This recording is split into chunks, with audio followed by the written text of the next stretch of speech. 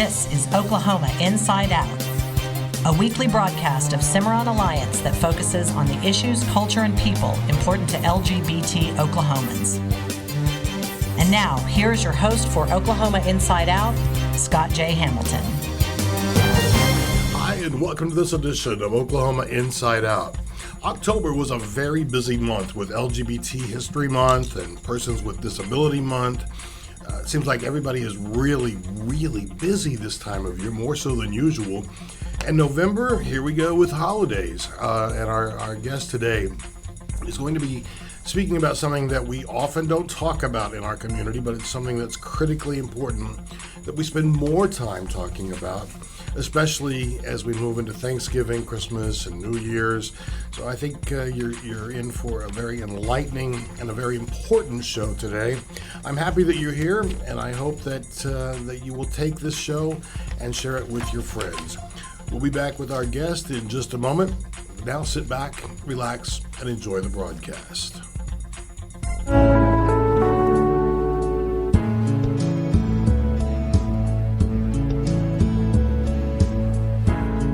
This edition of Oklahoma Inside Out is made possible through the generosity of friends and supporters like you. To support this program and the advancement of equal rights for LGBT Oklahomans, please consider making a generous gift today at CimarronAlliance.org.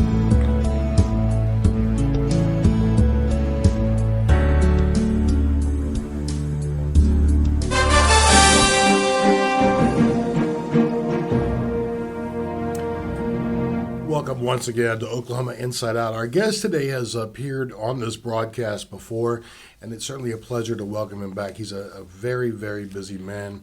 Dr. Brian Stice works for the Veterans Administration. He is also chair of the Oklahoma State Suicide Prevention Council, and that's what we're going to be talking about today, something that we don't talk enough about, and we're happy to keep that conversation going. Brian, welcome back to Oklahoma Inside Out. Thank you very much, Scott, for having me back. And it sounds like things have been awfully busy for you lately.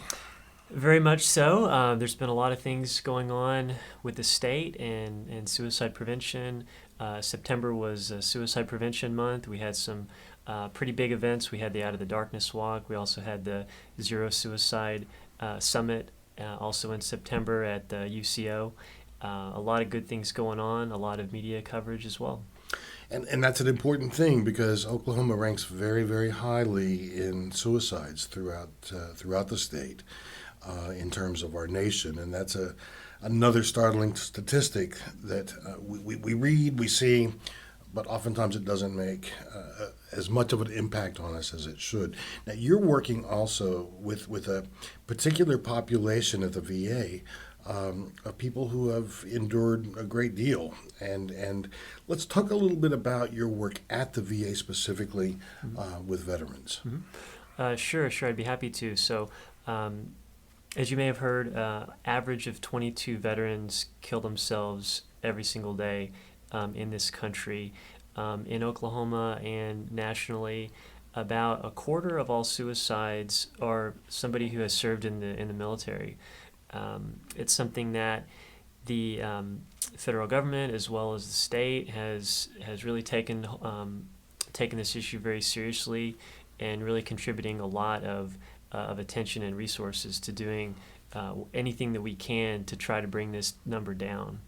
Now, we know that in the gay community, suicide, there's a greater prevalence, particularly among younger people. When you add another layer on top of that, so for example, if you are an LGBT veteran, what does that do in terms of increasing chances of suicide? Mm-hmm. That's an interesting question because what you're getting at are how suicide is a complex issue, and there are a lot of different factors that can combine together to put a person at a greater risk. So, for example, as you said, individuals who are LGBT are known to be at a higher risk of attempting suicide.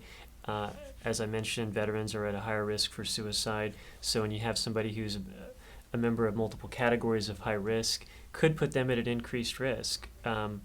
related to some of the experiences that they may have as being a member in those groups. So when you're working, do you work primarily with individual veterans or with groups?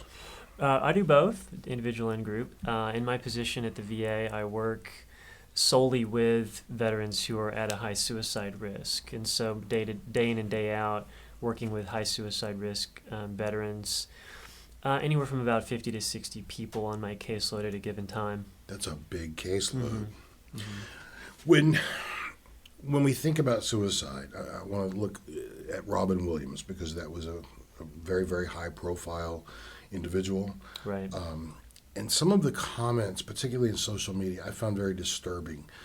Things like it was a chicken's way out, it was selfish, and very derogatory statements by individuals. And I think that two things at play there. One is people were angry because they lost someone that they admired. But the other thing is that we as a society really don't understand the complications involved in someone taking their own life. Right. We want to be careful in not endorsing, not romanticizing people who have killed themselves. But when people have different reactions to finding out that someone has taken their own life. Many people can respond by getting angry. The thing that we don't want to do is stigmatize people who have issues with mental health, and instead of attacking them, we want to do whatever we can to try to support them and encourage people to get help, as opposed to just putting them down. And you're talking a lot about prevention, and that's really what your aim is, both in your role as a doctor, but also in your role as chair of the Suicide Prevention Council, because that's the whole goal, is to keep it from happening. And I'd like to look at some of the ways that individuals can play a part in helping their friends seek the treatment that they need. We're coming up on a break in just a moment, but I would like for you just to answer this. There are things, yes, that we can all do to be aware of individuals in our circles and in our lives. Absolutely. There are many things that we can all do as individuals in helping our friends, our family members, if we notice that they're distressed. I'm sorry, we are coming up on a break. Okay. We'll be back right after this. Hi, I'm David Macy, a board member of the Cimarron Alliance, and I'm asking for your help. We work every single day to make life better for gay Oklahomans, now and for generations to come, but we can't do it without you. Please consider making a gift of just $20 a month to the Cimarron Alliance and be a part of our march toward equality. Visit www.cimarronalliance.org today and make your pledge. It's a gift you can feel good about giving.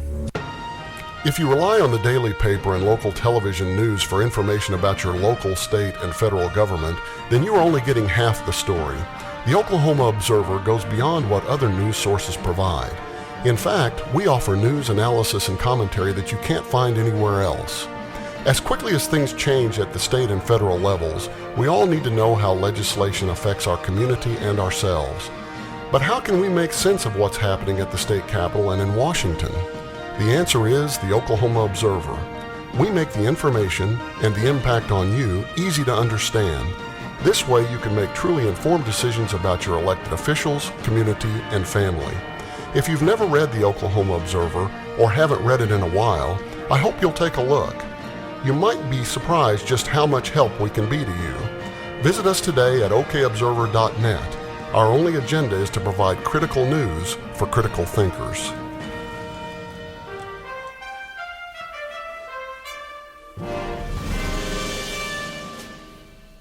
Welcome back to Oklahoma Inside Out. I'm Scott J. Hamilton, and our guest today is Dr. Brian Stice. Brian, just before the break, I asked you, what are some things that we can do as individuals to have greater awareness around us and our families and our circle of friends, and to help people who may be at risk of suicide? One thing is just being educated and knowing what to look for somebody who may be at risk for suicide. Depression is commonly known to be connected with suicide. feelings of hopelessness, taking preparations for death, talking about death, changes in sleep patterns, social disconnection, pulling away from people.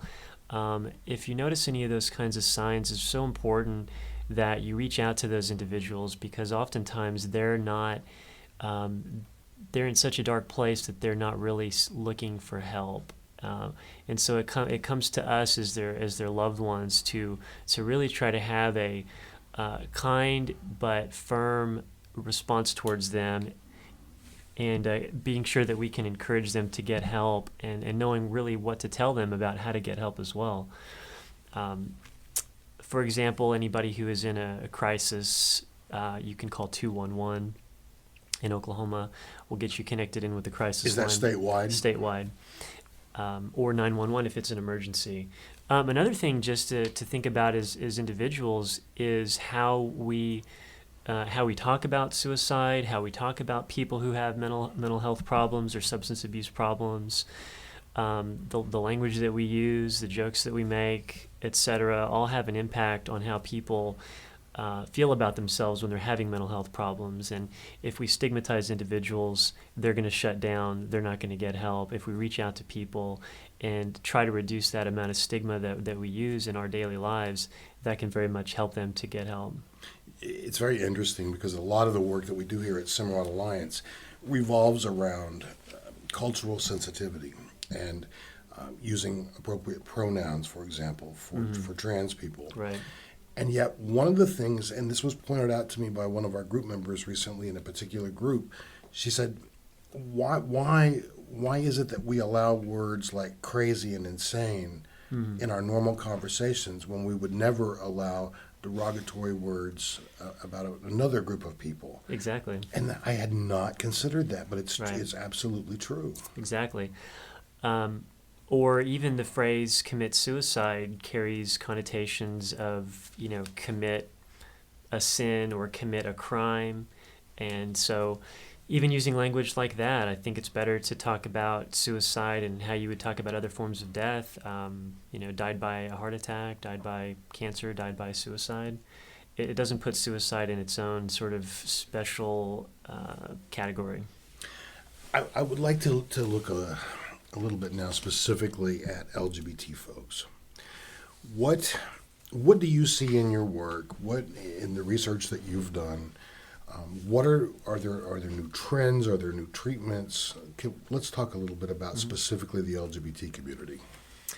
Sure. So the most general statement that I could make about suicide is untreated depression is primarily the cause, if you could try to narrow it down to the most narrow description. But it is pretty complicated. There are a lot of reasons why a person may get to that point of becoming suicidal.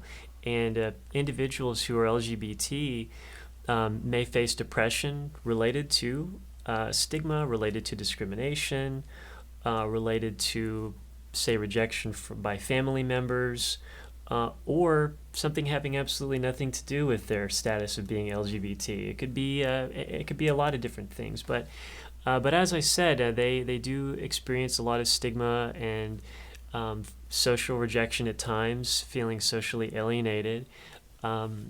There's a well-known researcher, suicidologist, Dr. Thomas Joyner, who talks a lot about the impact of social rejection as one of the main reasons for people becoming suicidal. And as we know, a lot of people who are LGBT face a lot of that social alienation. If we just look at that word for a moment, social, that indicates that there's more than one person involved. Right. And I think that's an important point to make, because when we think of suicide, often we have a tendency to pocket it off as the action of one individual. But what you're just saying is that it's society's response to an individual that can often push that to that point. Exactly. Which is, to do a little plug here for your organization, why I think it's so important that organizations like yours exist, something that wasn't around 20, 30 years ago in Oklahoma. where people who in this state who are LGBT have a safe place where they can get support. Even just the development of the internet and how people in social media and how people can be socially connected even if they feel ostracized in their local communities. We're coming up on a break, but when we come back, I'd like to spend some time focusing on older people in our community. Sure. Our guest today is Brian Stice. Hi, I'm Lorette Taylor, past chair of Cimarron Alliance. I joined the board because I believe in the vision and the work of this organization. We're working every day listening to the concerns of our community and helping to address those very concerns. I hope you will consider supporting Cimarron with a gift. Even $10 a month will help. Working together, we really can achieve equality for all gay Oklahomans. Please visit www.cimarronalliance.org and make your gift today. If you rely on the daily paper and local television news for information about your local, state, and federal government, then you are only getting half the story. The Oklahoma Observer goes beyond what other news sources provide. In fact, we offer news, analysis, and commentary that you can't find anywhere else. As quickly as things change at the state and federal levels, we all need to know how legislation affects our community and ourselves. But how can we make sense of what's happening at the state capitol and in Washington? The answer is the Oklahoma Observer. We make the information and the impact on you easy to understand. This way you can make truly informed decisions about your elected officials, community, and family. If you've never read the Oklahoma Observer or haven't read it in a while, I hope you'll take a look. You might be surprised just how much help we can be to you. Visit us today at okobserver.net. Our only agenda is to provide critical news for critical thinkers. Welcome back to Oklahoma Inside Out. Our guest today is Dr. Brian Stice. We're talking about suicide in general, but suicide particularly in and among the LGBT community. Before the break, Brian, I said I'd like to take a look at older people in our community because we know that as we age in Oklahoma, oftentimes we lose the ability to drive. When that happens here, we are cut off from our community. Right. Add to that, people who now are moving into their senior years, they look around at all of the people that they have lost to various things, but certainly looking back 20, 30 years ago at all the friends that they lost to AIDS. What can we do to help support seniors in our community? Those are all good points. Comes back to what I was saying earlier with social alienation and how that contributes many times to individuals becoming suicidal. And then, as you were saying, the additional impact of loss can certainly be devastating to a person and can also be the trigger for somebody becoming suicidal. The really important thing is to find a way for those individuals to get more connected in any way that's possible.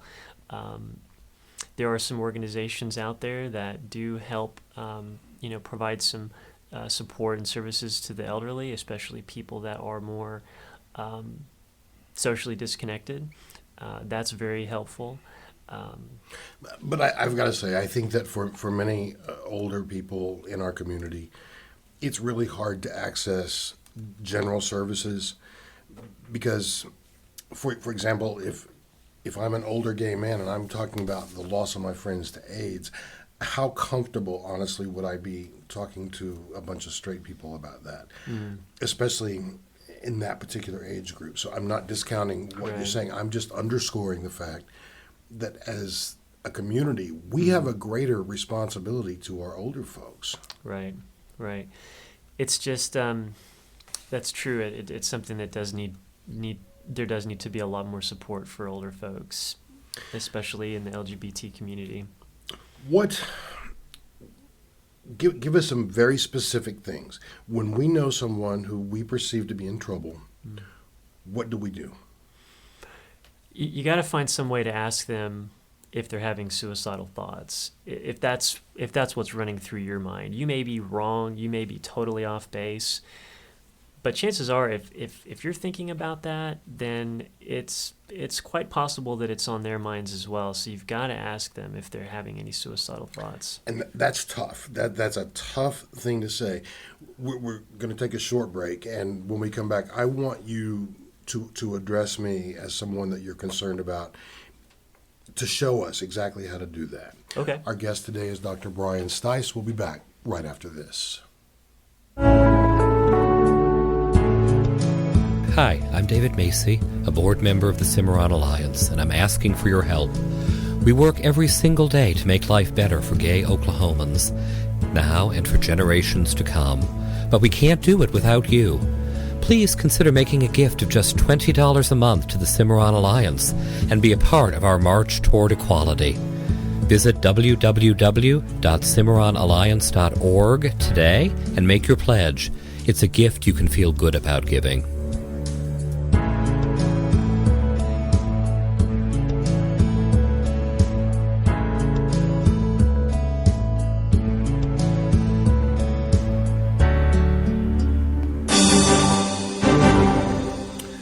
Just before the break, I suggested to Dr. Brian Stice that he talked to me as a friend that he's concerned about. So, Brian, let's just go into that. Okay.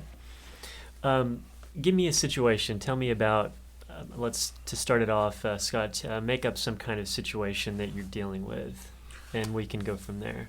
Some kind of stressful situation. I lost my job 6 months ago. People are telling me I'm overqualified. I can't find a job. I can't afford to go out. I feel like everything is just working against me, and I don't know what to do. Okay. Good example, given that this is becoming a big issue for a lot of people with the recession. A lot of people have connected the increased suicide rates to the recession and people losing their jobs. So if you're if I'm the friend, I would, as most friends would do, just talk them through that. I'm so sorry to hear about you losing your job, and you know what? I'm tired of hearing that. Everyone says that. Everybody's like, if you need anything, let me know. And I've told everyone I'm looking for work, and all of a sudden it's like my friends aren't connected anymore, and so I'm tired. I'm tired. So the "I'm tired" statement, that could suggest somebody is feeling suicidal. So I would just advise people that you have to really be perceptive of some of those little clues and little details like that. You don't necessarily know the person's suicidal, but these kind of statements can suggest that. So, the "I'm tired," the "I don't know if I can deal with this anymore," those kinds of things. So from there, I would encourage people to go further in asking things like, "Wow, Scott, you're sounding pretty depressed, or are you feeling depressed?" I mean, you would be too. I just want to say to hell with it, because it's not like I've got a much of money in the bank that I can just live on. I don't, and I'm done. Okay. So from there, it's pretty clear that this individual is near his breaking point, and at that point, what you want to do is, one, offer expressions of care, non-judgmental, supportive, but then also inserting, more and more concern for your friend, more and more concern in your voice. "Scott, I'm really worried about you. I want to help you to get you help, or where you can start feeling better." The first thing you might suggest is, would you want to talk to a professional, or have you been seeing anybody for mental health, that kind of thing? I can't afford it. I lost my insurance. I get all these great ideas from people, but no real solutions. Okay, so if that goes bad, if that's not really working out for them, you want to try to get them into help. You want to encourage that. If they're not really going for that for different reasons, or can't, you just keep going from there. At some point, you're going to have to, though, as I said, ask them if they're feeling suicidal. So I am. Wouldn't you be? Okay, so he's saying he's suicidal. As a mental health professional, I would at that point kind of go into more of an assessment. But if it's your friend, you need to get them in touch with somebody who's a mental health professional who can do that assessment, right? So as mentioned, 211 is real easy to remember. The other option is, which is basically the same number, 800-273-8255, which gets you through to the same hotline. The only little difference there is if you dial the 800 number, it does give you the option to be transferred to the Veterans Crisis Line if you press 1. So if the person's a veteran or you're calling and you're a veteran, you can press 1 and it'll route you through to that. Another alternative as well is if it's an individual who is LGBT, who's struggling with issues related to that, it can be used for suicide prevention type calls or just a crisis intervention. And the Trevor Project, their phone number is 866-488-7386. That's the Trevor Project. Give us that number one more time. 1-866-488-7386. You can also go to their website, www.thetrevorproject.org. You can even chat online or text with them. You can get their information off of that website as well. We will include those resources on the website for this broadcast. Brian, we are smack out of time, but I can't tell you enough how much I appreciate you beginning to open this conversation to a broader degree. I think it's something that we're going to have to be consistent with, and frankly, I think a lot of us have great intentions but just don't have the tools.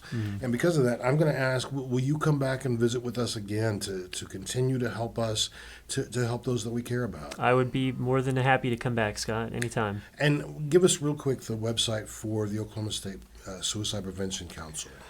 We were probably best to get a hold of us through our Facebook page. Okay. Search for Oklahoma Suicide Prevention Council, and you can find us that way. Also, our meetings are the fourth Thursday of every month at the Shepherd Mall location of the Department of Mental Health, Suite 1F, from 1 to 4 on fourth Thursday. This has been such a helpful show today, and I want to thank our guest, Dr. Brian Stice from the Veterans Administration. He's also the chair of the Oklahoma State Suicide Prevention Council.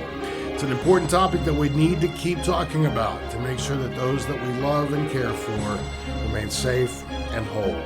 I want to thank everyone who's a part of the work that we do here at Cimarron Alliance Equality Center. Thank you to our technical director, Ciali Ciausi. Cimarron Alliance board co-chairs are Allison Coffey and Catherine Primus. Thank you to Jimmy Chavez, our volunteer coordinator, and all of the volunteers and members of Cimarron, and all of those who support us each week. We'll be back here again next week for a new episode of Oklahoma Inside Out. Until then, I'm Scott J. Hamilton, thanking you for joining us. Until then, hang on to the vision of a fair and just Oklahoma. Cool.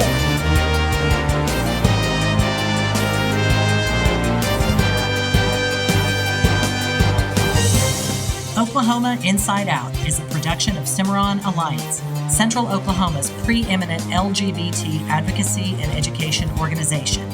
If you have a topic you would like to hear discussed, or a person who you would like to hear interviewed, please call 405-495-9300 or email oklahomainsideout@cimarronalliance.org.